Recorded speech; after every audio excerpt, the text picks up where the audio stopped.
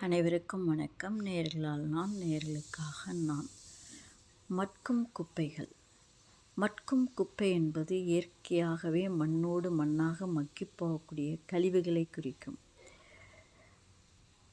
அதாவது காய்கறி மற்றும் பழத்தோல்கள், உருளைக்கிழங்கு தோல், வெங்காயத்தோல், பழங்களின் காம்புகள், இதெல்லாம் மீந்து போன சாதம், காய்கறிகள், குழம்பு வகைகள், முட்டை ஓடு, தேயிலைத்தூள், காப்பித்தூள், இதெல்லாம் உதிர்ந்த இலைகள் மற்றும் சருகுகள், வெட்டப்பட்ட புற்கள் மற்றும் செடி கொடிகள், காய்ந்த மாலைகள், பூக்கள், பூஜைக்கு பயன்படுத்திய பூக்கள், இவெல்லாம் மட்கும் குப்பைகள்.